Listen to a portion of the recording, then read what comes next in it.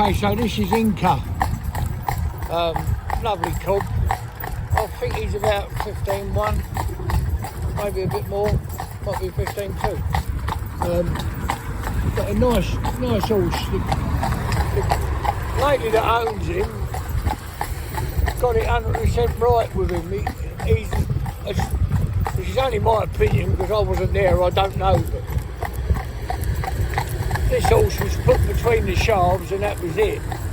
So what I mean by that was he was a bit unaware. Like when we break it, we try and do it. Breaking's a silly word really. And when we train them then to do this job, we try and cover all aspects. So I'm not saying this is true, but this is the type of thing that could easily be the case as far as this horse goes. If you'd have bumped it up a bank, because you had to go through a narrow strip, or because a car was coming towards you and another car was overtaking, anything like that, the horse would have panicked. Now that I don't mean by that he would panic, but he hadn't been there. So if you can take horse and show them whatever you want to show them, then they're never a problem because they can cope with it. Like for instance, we dragged the sheet of metal underneath the carriage. The horse pulls it. Well, people say, well, why ever would you do that? Because the reason I do it is because many years ago I was doing a commercial job. I can't think whether it was a wedding or a wedding. I think it was a wedding we were doing, and going through the town, and there was roadworks going on, and a fella overtook me perfectly safely, 100%. He never done anything wrong, but just as he got past me, or just when his bonnet was level with their quarters, I was driving a pair, his exhaust fell off. Well, how did he know that was going to happen? No one would know, would they? So he's doing about 20 mile an hour, so obviously now he's got past us in the couple of seconds or two it takes to realise what had happened. And then he, pulled off the road in front of us, and the horse was obviously frightened by that. So that's why we do the dragging the sheet of metal. So it doesn't matter whether it's an exhaust that falls off or something is caught up on the bottom of a lorry and being dragged along, or whether it's anything at all to do with that metallic sound. They've heard it once, and therefore you've got more chance of coping with it. So that's training horse. You've got to train them for every possible aspect you can do. So this horse is a riding horse. So he was already riding and already driving when he came, but the lass had no confidence, and I can see why. She's 100% correct, because in a certain situation, going up the road like this would be fine. If a deer jumped across the road, he'd panic. He wouldn't be sure of himself. He wouldn't have the confidence to work through it himself. And that's what we try and do here at HDP, is to get the confidence in the horse. They need confidence in the driver, obviously. That goes without saying. They need to be confident in who's behind them. But at the same time, they need their own confidence. So you'll hear me talking away to a young horse, or horse early in its training, talking away to them, keeping them on and assuring them everything's all right, just like you would with a child. And you get the child to go into a swimming pool to say, well, they're frightened at first, aren't they? They're bound to be. So you hold their hand and you just walk backwards and let them splash their feet. Eventually, away they go swimming. Well, it's exactly the same really with horses. So, come on, baby. Not that we've ever taught him to swim, but he's a nice horse, but she's 100% correct. He was put between the shaft, he was pulling the cart, but that was it. It's all the other things that go on around them, and they've got to cope with, is what you've got to train them for. And he's a nice horse. And if also you'll notice here that some big old lorries will come past us. and he take no notice, but he's got an open bridle on. So he's being driven in a riding bridle, and he's only got a piece of rubber in his mouth, and it's a snaffle, i.e. he's got no cantilever properties whatsoever. And all of our horses just have that, because if they'll drive in that, and they'll drive safely, confidently, happily, or ride, it's in our riding division, they do exactly the same, they don't have any metal in their mouths at all. Then if they'll do that, it's like here for instance, you know, you can pull him over, and it's bumpy about behind him, come on, you know, the cart's bouncing all over the place behind him, go on, get up. Well, if he'd have felt that cart when he first come, not only leaving the road he'd find a problem, but not only leaving the road he'd find a problem, but the action of the vehicle behind him.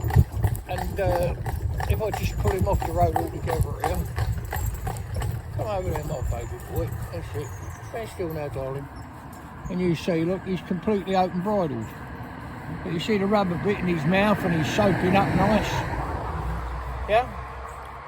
So, go on in, my baby, on you go.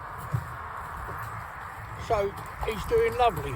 And we're going down into Stockbridge now, so he would have done 6.5, 7 miles by now. If we go right up the High Street's quite long. Turn around and come back. I think the round trip's about 15 miles. But he's a lovely, lovely horse.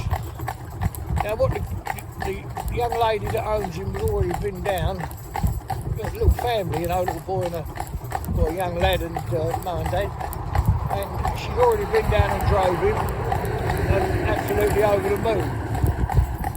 But she's coming down, you know, I don't know, a couple of days, whatever it is, and she's going to ride him. Now she rides, another interesting thing, she rides in a contactless saddle, so basically it's a strap with a pair of stirrups on. You know, the girth goes round the horse, but there's no actual saddle to sit in. You're riding bareback with a pair of stirrups. Well, he'll have that on, so that will be strange and different to him to what he's been done here. We use Pasofino's saddle. Pasofino's saddle is a treeless saddle, very, very soft, with a big handle on the front. Not a pommel, like you have on a cowboy saddle, but a handle. In fact, it looks a cross between the two, I suppose, English. And it's got a nice high canter at the back. And they're kind to the horses, that's why we use it. And they fits most horses, unless they're very, very short in the back. So that'll be interesting to see. If she wants to go down herself, whereas she was always nervous and thought the horse was going to be silly when she was sat on it underneath her, you know, she could feel it through her legs and you know, she could feel through her body that the horse was a little bit uptight. When he might see something, like this van coming here, for instance, she'd be riding him, and he'd see the van, he'd tighten up, we call it tighten up, you know. So, tighten all their body up, ready to, you know, move away from whatever's disturbing them. Come on, my baby boy. So what we've done is he's been with us a few weeks, and we've got him now that you can, well, you see yourself, he's just clip-clopping along, and he doesn't care about traffic whatsoever in any way, shape or form. It wouldn't matter if an Arctic come round the corner, brightly coloured with flapping polythene sheets on it, it wouldn't bother. We'll, you know, pick out some pictures to put in with this film to show you. We'll see some today as well. So we're coming into Stockbridge now, we're at the top end of the roundabout in. And it's a long street, it's an old coaching road. Come on, going from Winchester to Salisbury, come on. Thanks, come. So obviously you can see all this going on behind him. If I pick up, you know, this stick here, I've just lost my ball off the end, look. And I waved that about like he won't bother, you know. You know, he's not frightened of that. So most horses would see that. Well, most horses, not many horses will drive open bridle. We drive a lot open bridle. Sometimes it helps with their training, but definitely when they're going to be ridden while they're here, they're not going to be ridden in a closed bridle, so we drive them an open one. Alright? And come on, we drive them in an open one, you know, to prepare him for being ridden. So he's going real nice, yeah. And he's also, on top of all of that, he is a lovely horse. I know I say that, someone said, you think all horses are lovely. Well, I do really, yeah, they are, aren't they? Because, you know, what we ask them to do can't make a lot of sense to them, can it? To put their harness on and strap them against it, you know.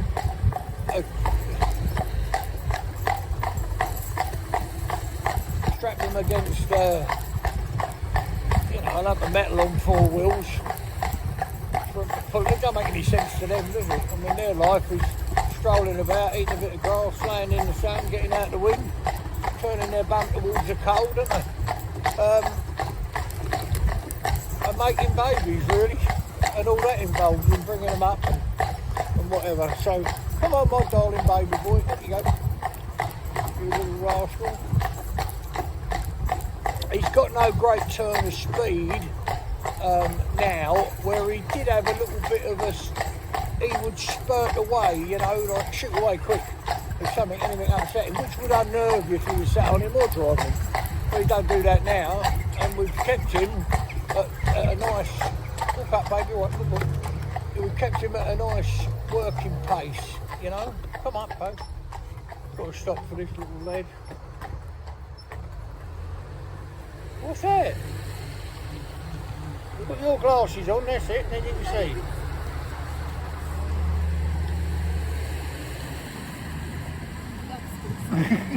Go on, babe. Up you go. Good boy. Little boy there. Nice little children to come out and see him. And he likes people. He's oh, no, that's good for. So he likes people. Walk on, baby. Good boy. Let's walk. That's it. I'm just going to come over here and park up for a minute. Come on, my darling. Yeah, he's a good boy. Up you go. Let's see if we've got any lorries coming. You never know on this road what you might get. I mean, never ever know.